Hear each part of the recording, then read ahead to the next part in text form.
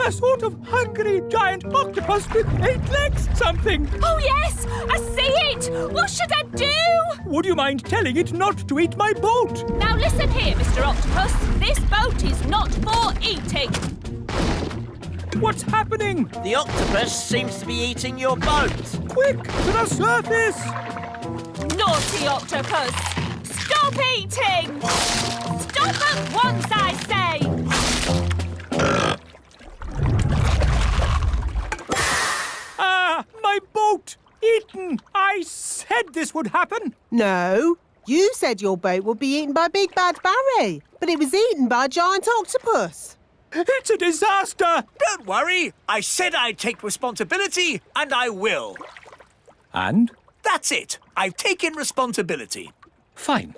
Well, I hate to ask, but Nanny Plum, can you magic a boat up so we can go home? No, Why not? because you said blah, blah, blah, no magic, and you took my wand away, remember? Oh, yes, so I did.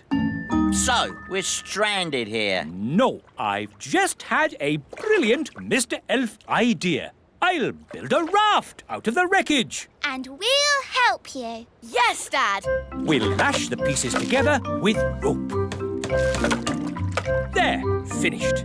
May I present Bunty 3? What's Bunty 3? This boat, Bunty 2 was prettier. it's not meant to be pretty. It's a raft. I know what a raft is. Where's the bathroom? Is it downstairs? There isn't a downstairs. Don't be too harsh on Nanny. She doesn't know as much about rafts as us sailors.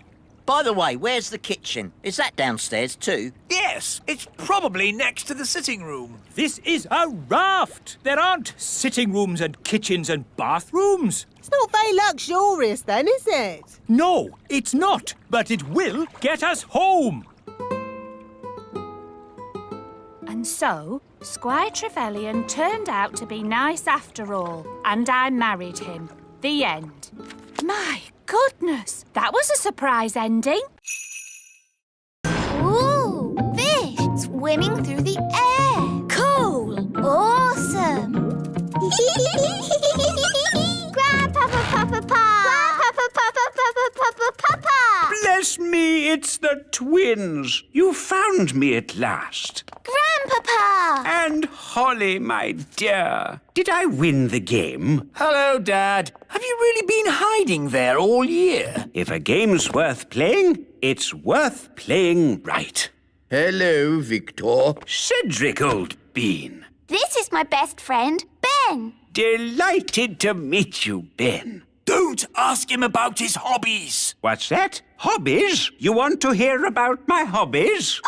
Well, Did you know I've been doing some inventing? yes. Last year you showed us your jam trousers. Did I? What about my custard shoes? Those too. Oh, I've taken up lots of new hobbies, like woodwork. Sounds quite harmless.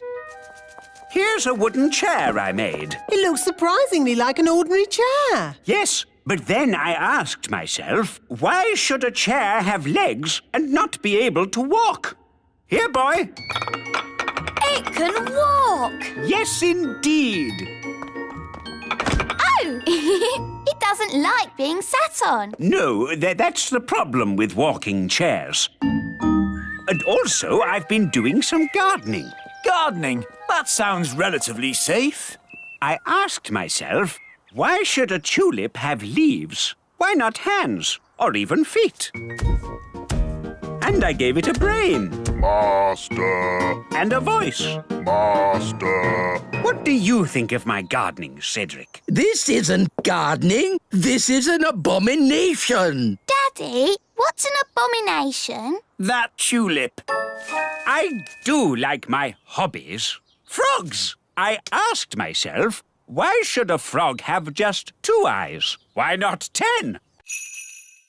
Been such a thrill to be in a competition with you. Remember, Oh, thank you, dear. You're so nice. She's turned Mrs. Witch to stone. That's it! I've won! I'll be the Little Kingdom's witch. I'll really enjoy working with you, King Thistle.